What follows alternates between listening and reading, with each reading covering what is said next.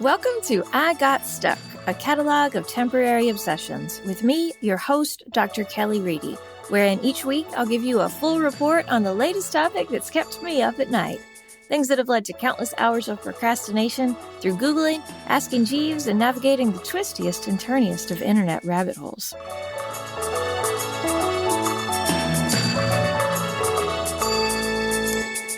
Dead bodies.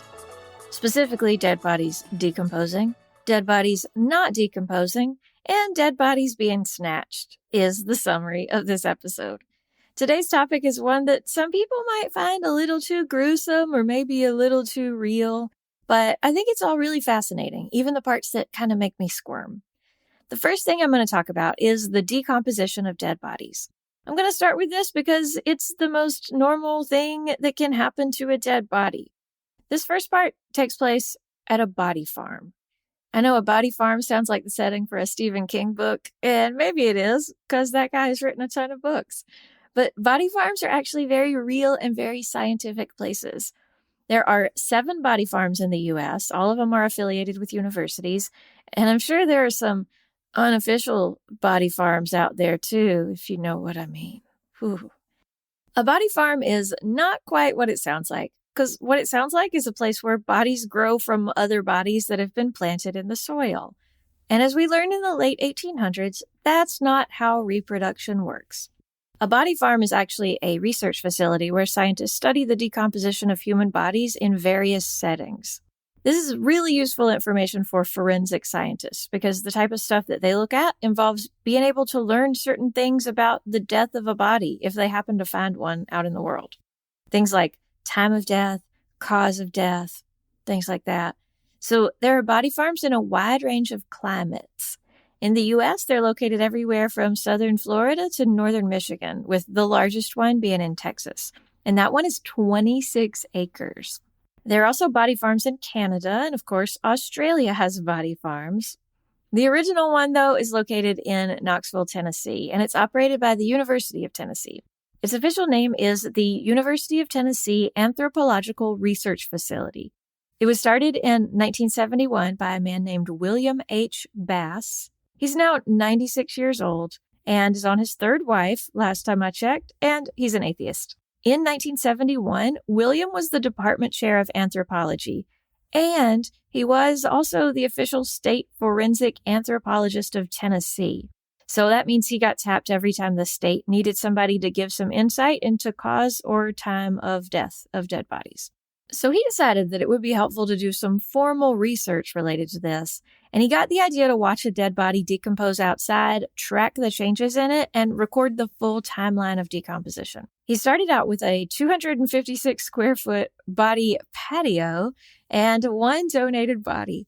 It was the body of a 73-year-old who died of heart disease and emphysema. He picked a grad student to write down the play-by-play of its decomposition. It's like the diary of a corpse, if you will. And based on what they learned from this, Bass and his team were able to break the process down into 4 stages of decomposition. Nowadays, people usually use a 5-stage model of decomposition, so clearly we've learned something since the body farm's patient 0 came in. The body farm is now 2.5 acres full of all sorts of disgusting wonders and bodies in various states of decomposition. It's currently surrounded by barbed wire fences, and it contains around 40 bodies at a time. Some of these are bodies that have been donated to science, while others are unclaimed mystery bodies. The body farm usually gets somewhere between 30 and 50 donations per year. But what happens once a body farm body has fully decomposed? It lives on in a way because the bones go to the program's collection of donated skeletons. But the reason I brought up body farms is to tell you about some research that started a few years ago and is probably still happening right now. A paper was published in the journal Trends in Plant Science in the fall of 2020, and according to this paper, 100,000 missing persons are reported per year in the U.S. Presumably, sadly, some of those are now dead bodies decomposing somewhere out in the world. So let's say there's a dead body in the woods. When it decomposes, it creates what they call a cadaver decomposition island in the soil around it. I mentioned earlier that there are a few stages of decomposition. The general idea is that After a little bit of time, a cadaver will get bloated because of microbial activity going on inside of it. And then eventually it'll explode. The technical term for that is puncture. And then all that stuff that was inside flows out. And that stuff contains a lot of nitrogen. If this happens in or near grass, the grass will die because grass can't handle that much nitrogen at once. So if you see a mysterious patch of dead grass in the park, don't let your dog dig a hole there. Grass can't handle it, but if it happens near a system of tree roots, the roots will absorb all that nitrogen.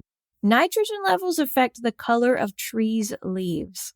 Researchers made the pretty brilliant connection that maybe trees near rotting corpses might have leaves that are a different color than leaves from nearby trees without rotting corpses. In other words, trees might be able to essentially raise a flag to tell us where dead bodies are located. The most obvious problem here is that a lot of things die in the woods.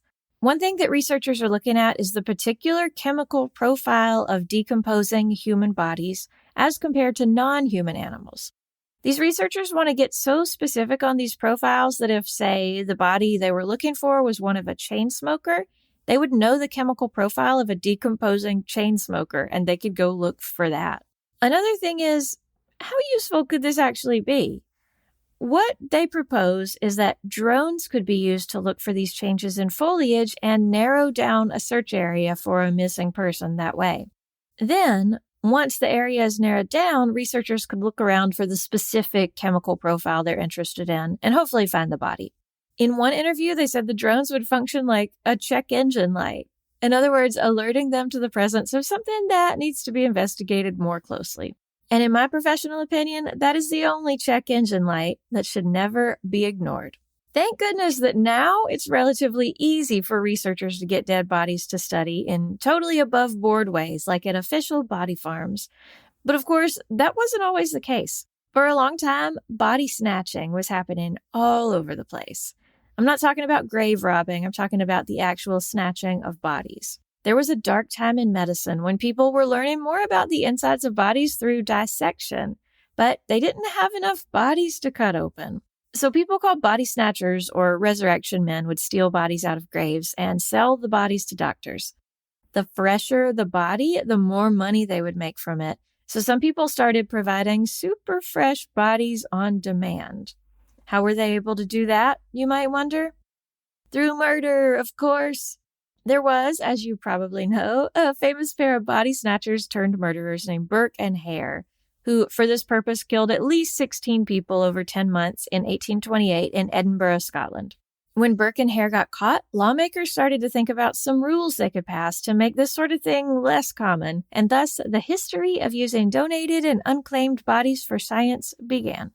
Oh, and on the subject of decomposition, you know that phrase, so-and-so is rolling around in their grave right now? I mentioned a body farm in Australia. Well, a few years ago, they did an interesting study. They photographed a corpse every 30 minutes for a full 17 months. The corpse started just how you're probably picturing it, arms down by its sides. However, over time, the arms ended up totally outstretched.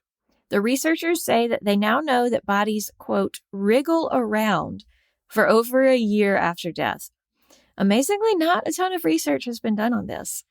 They do think it's related to the microbial stuff that goes on inside the body after death, but more research definitely needs to be done. In other words, the jury is still out on this cold case. One more thing about this. Dead bodies wriggle around, and they can also moan. Some dead bodies are full of air, and this is usually related to an emergency attempt at resuscitation. The bodies that are full of air will eventually release the air at some point, and sometimes that does sound like a moan, which is absolutely terrifying. So now, what about when dead bodies don't decay? There are a few reasons this could happen. The most straightforward one is what happened to Napoleon Bonaparte. Napoleon died while in exile on the island of St. Helena in 1821, and his death was likely to have been caused by complications related to a stomach tumor. The doctors did an autopsy, and his heart and stomach were removed, and casts of his head were made. But then he started to stink, and they put him in a coffin immediately. But that was quite a process. He was first put in a tin coffin, which was soldered shut. And by the way, tin coffins sometimes came with a wooden shell around them, so there might have also been a thin layer of wood around the tin. The tin coffin was placed in a mahogany coffin. That was screwed shut. The mahogany coffin was placed inside a lead coffin. The lead coffin was soldered shut. That's a lot of coffins. But wait, there's more. 2 days later, that lead coffin, which, to sum it up, contained a mahogany coffin, which contained a tin coffin. That lead coffin was put into a mahogany coffin. Then we come to the hole he was buried in, which was 3 feet deep, was lined with bricks, and then it was lined with stone slabs. And then the whole Russian doll casket situation was put in there, and they sealed it with a big stone slab on top. But that wasn't enough. They covered the top with a layer of cement, and then the next day they put another layer of cement on top. So, was that it? No. Then they covered all that with 2 meters of stone and clay, and then they covered that with 3 more slabs. And much like a great painter who can't seem to declare a painting finished, a little bit later they decided to add a circular railing around the whole thing. So clearly that lasted forever, and Napoleon is there resting in peace at this very moment, right? Of course not. 19 years later, in 1840, they decided to take him back to France in a move called Le Retour des Cendres, or Return of the Ashes. So they undid all that stuff. The railing, the 3 stone slabs, the 2 meters of stone and clay, 1 layer of cement, another layer of cement, that big stone slab, and there was that onion of death casket situation. They could have just moved that. But for some reason, they decided they wanted to open it for a second to peek in and see how the old fellow was doing. They got to the innermost casket layer, and when they opened it, everybody was shocked because due to all the sealing, and in particular the use of lead, Napoleon's body had hardly decomposed at all. Here's a direct quotation from somebody who was there.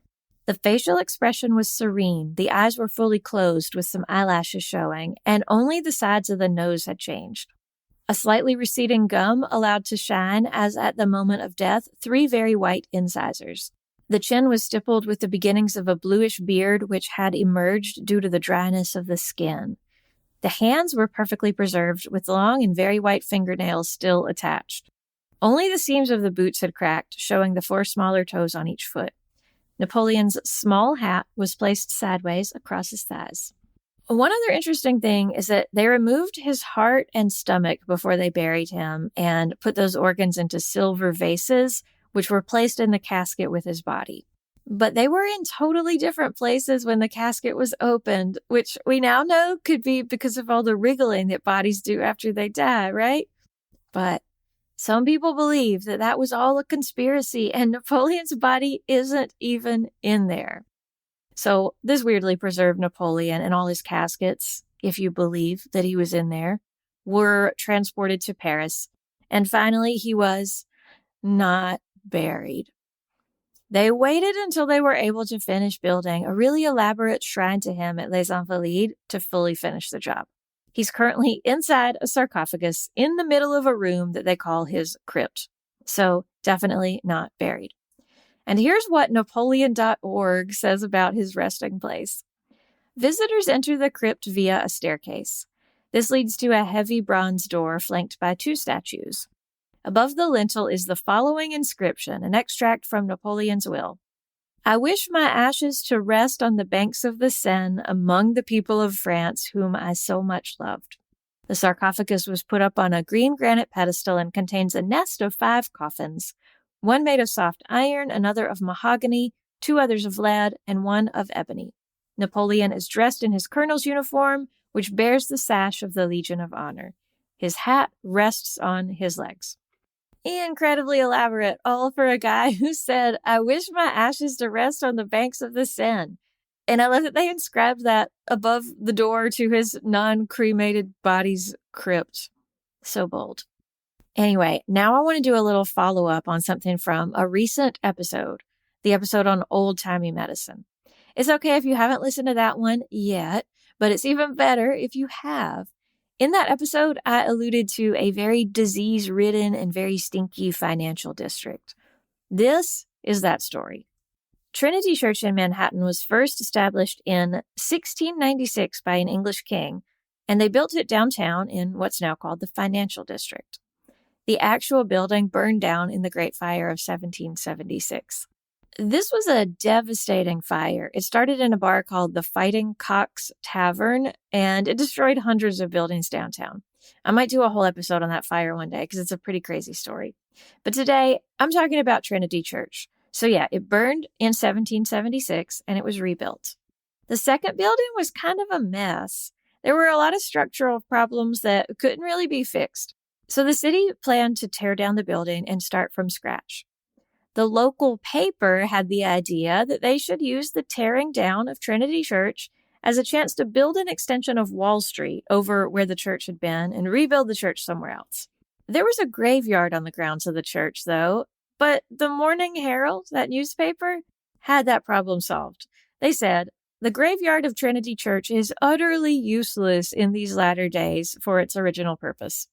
All the saints and beauties of the last and virtuous age are buried there, but of late years, roguery has so much increased in the world that few deserve to be buried in Trinity Churchyard. In the meantime, what improvement would more adorn the city or benefit the public health than the elongation of Wall Street from Broadway to the North River?" Luckily, that idea got shut down, and the third version of Trinity Church was built there as planned, and the building was complete in 1846. But of course, that graveyard is what I want to talk about. They started burying people there when the first version of Trinity Church was built back in the 1690s. It's not that big of an area either. And by 1784, the cemetery was pretty full. Graves were being dug only 3 feet deep. So they made a rule that in order to be buried there, you had to already have a family member in there. And that helped a little bit, but not enough. 3 years later, they decided to build a charnel house for bones of graves no longer visited. And in case you don't know, a charnel house is a building where bones are kept. They're often built and used when graves have to be dug up en masse and people don't know what else to do with the remains. By 1822, this had turned into a full-blown catastrophe, even with the charnel house in action. One report from 1822 said that as of that time, there were at least 120,000 people buried there. And the smell of death was in the air. The stench was totally unbearable. There was a yellow fever epidemic at the time, so a lot of people were being buried. The graveyard itself was already full, so gravediggers would literally poke around with big sticks to try to find squishy bodies to preemptively throw in the charnel house. But that smell. People were worried that the bad smell was the thing that was causing yellow fever to spread. Those of you who listened to the episode on old-timey medicine may recall my discussion of the miasma theory of disease, the idea that bad smells transmitted disease. This was in full force at that time. Here was their fix. A doctor ordered the church to cover the cemetery with some substance that would make everything decompose faster. And apparently the smell that resulted was so bad that the people working in the graveyard to accomplish that, quote, vomited freely as they worked through the night. But of course, it didn't work, and the problem continued to grow. And so did yellow fever, because it was actually caused by mosquitoes, not the smell of rotting flesh. Who knew? Not old-timey New Yorkers, that's for sure. Later that year, 1822, the city banned any more burials south of Canal Street except for in family vaults. And so the bodies went north. And east. And now Trinity has 4 official cemeteries in New York City with who even knows how many bodies buried there throughout history. But this dead people borderline of Canal Street kept moving north. By 1851, you couldn't bury people south of 86th Street. And now there's only one active cemetery in Manhattan, and that's New York Marble Cemetery, which is located at the intersection of 2nd Street and 2nd Avenue. Not that there's really any room, but if a vault spot that somebody bought sits empty for 75 years, it goes back on the market. And according to their website, there are 2 of those for sale right now, each family-sized at 80 square feet, each going for $350,000. The New York Times reviewed the cemetery, and then the cemetery put a screenshot of that review on their website, which I love. There's a great quote from it that says, "Picture a wine cellar with a vaulted ceiling." And that's really all you need to know about what New York's marble cemetery vaults look like. So yeah, 80 square feet for $350,000. Interested buyers should contact info@marblecemetery.org for details. Sadly, I get no commission. And this is where I'll leave you. I usually wrap this up by reminding you to stay curious and dig deep. But this week, I want to give you the exact opposite advice. Maybe sometimes it's better to just mind your own business. And definitely don't dig holes near weird-looking trees.